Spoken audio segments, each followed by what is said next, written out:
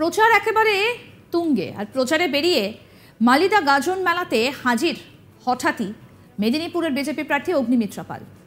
জল ঢালতে আসা মহিলা ভক্তদের সঙ্গে নৃত্যে মেতে উঠলেন অগ্নিমিত্রা।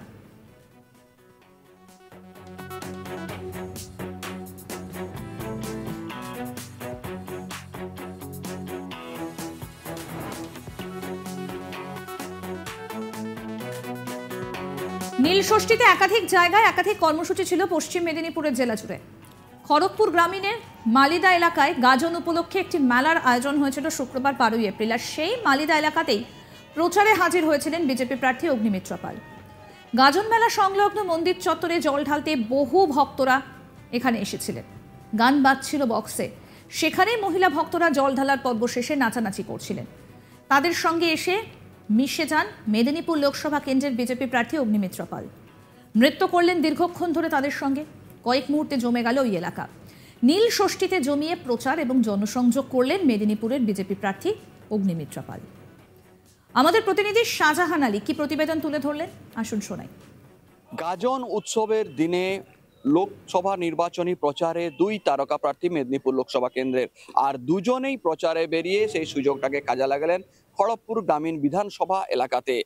আর তাতেই অগ্নিমিত্রা পাল তথা মেদিনীপুর লোকসভা কেন্দ্রের বিজেপি প্রার্থীকে নৃত্য করতে দেখা গেল খড়গপুর গ্রামীণ বিধানসভা এলাকার মালিদা এলাকাতে।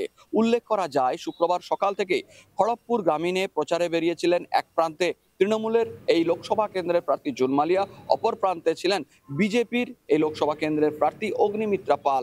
দুজনেই নিজস্ব স্টাইলে পুজো করছিলেন। দুজনেই দুই তারকা মহিলা প্রার্থী। দুজনেই এই নীল ষষ্ঠী পুজোর দিনটাকে বেশ মোক্ষম জনসংযোগের কাজে ব্যবহার করেছেন। একদিকে জুন মালিয়া যখন বিভিন্ন মন্দিরে গিয়ে পুজো করছেন, মানুষের সঙ্গে কথা বলছেন এবং ছোট ছোট পথসভা করছেন, ঠিক উল্টো দিকে অগ্নিমিত্রা পাল মালিদা এলাকায় যেখানে গাজন উৎসব উপলক্ষে মেলার আয়োজন হয়েছিল সেখানে হাজির হয়ে যান। সেখানে পুজো দিয়ে সেখানে বহু মহিলা যারা শিবের মাথায় জল ঢালতে এসেছিলেন তাদের সঙ্গে দেখা করেন এবং জনসংযোগ করে বেরিয়ে আসার সময় দেখা যায় বেশ কিছু মহিলা ভক্ত তারা কিন্তু সেই এলাকায় মেলাতে যে বক্স বাজছিল তাতে নাচানাচি করছিলেন। আর তাতেই সঙ্গ দিয়ে দিলেন অগ্নিমিত্রা পাল। বহু মহিলা ভক্ত যারা শিবের মাথায় জল ঢালতে এসেছিলেন তারা তার সঙ্গে কোমর দুলিয়ে নাচতে শুরু করে দিলেন। নৃত্য চলল বেশ কিছুক্ষণ ধরে। আদপে কৌশলে এই লোকসভা নির্বাচনী প্রচার সেরে ফেললেন ওই এলাকাতে এই নীল ষষ্ঠী পুজোর মুহূর্তটাকে কাজে লাগিয়ে বিজেপির প্রার্থী অগ্নিমিত্রা পাল। শুক্রবার দুপুরে খড়গপুর গ্রামীণ এলাকাতে প্রচারে বেরিয়েছিলেন মেদিনীপুর লোকসভা কেন্দ্রের তৃণমূল প্রার্থী জুন মালিয়া। প্রচারে বেরিয়ে এক একটা গ্রামে থাকা মন্দিরে ঢুকে পুজো দিয়েছেন। মানুষের সঙ্গে জনসংযোগ তৈরির চেষ্টা করেছেন যথাসম্ভব।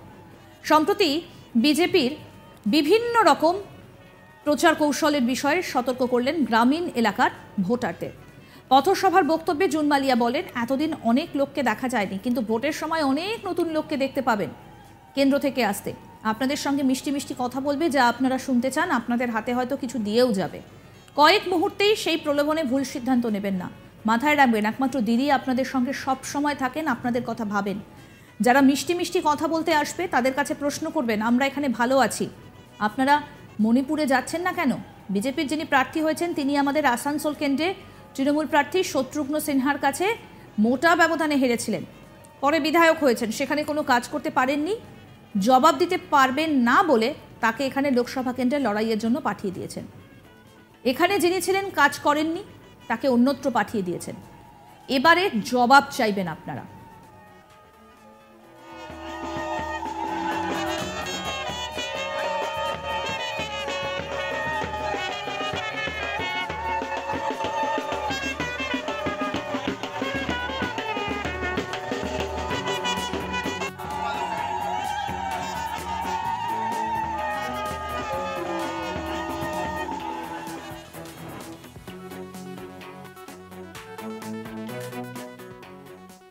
কি বললেন জুন মালিয়া এদিন, আসুন শোনাই। এটাও মাথায় রাখতে হবে যে আমাদের যারা বিরোধিতা করেন, শুধু আমাদের বিরোধিতা কেন, এই বাংলার বিরোধিতা করে আসছেন সেই কেন্দ্রীয় সরকার, তারা যতই আপনাদেরকে এসে এখন অনেককে দেখবেন আপনারা আপনাদের কাছে আসবেন, সুন্দর সুন্দর মিষ্টি মিষ্টি কথা বলবেন, যে কথাগুলো আপনারা শুনতে চান সেই ধরনের সেই ভাষায় আপনাদের সাথে কথা বলবে, আপনাদের হাতে অনেক কিছু দিয়ে যাবে অনেক সময়, কিন্তু এটা মাথায় রাখবেন যে মুহূর্তের জন্য আপনারা তাদের ভালো কথায় কান দিয়ে একটা বড় অন্য কোনো ভুল সিদ্ধান্ত নিয়ে নেবেন না। কারণ বছরের পর বছর, দিনের পর দিন যে মানুষটি আপনাদের পাশে থাকে সেই মানুষটির নাম হচ্ছে মমতা বন্দ্যোপাধ্যায় এবং মা মাটি মানুষের সরকার, তৃণমূল কংগ্রেসের সরকার, তার নেত্রী মমতা বন্দ্যোপাধ্যায়। আপনাদেরকে ভাবতে হবে এবং ভেবে আপনাদের ভোটটা আপনারা দেবেন।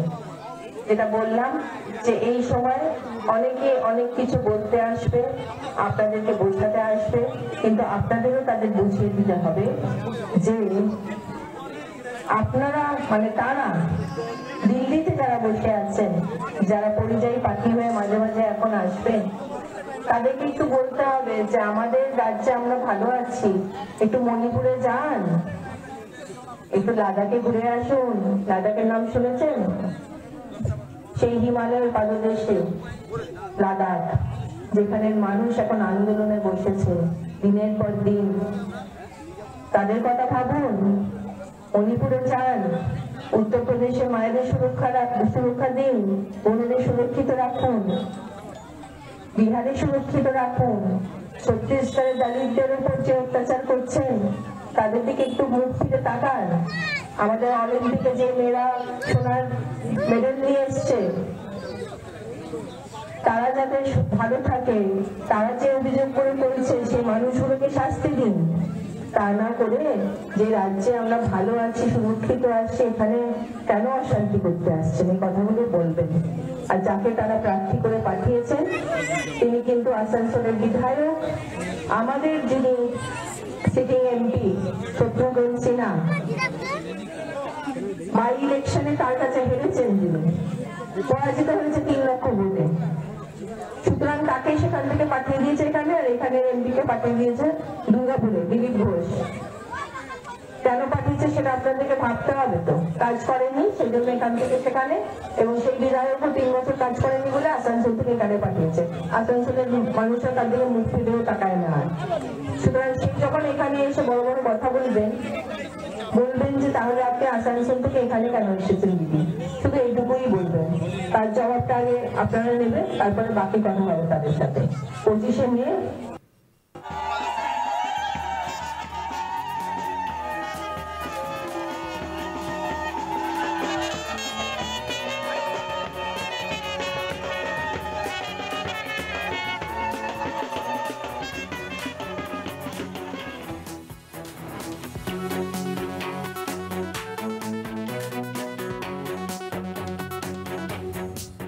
আরও আপডেট পেতে দেখতে থাকুন আজ তাক বাংলার ইউটিউব চ্যানেল, সাবস্ক্রাইব করুন।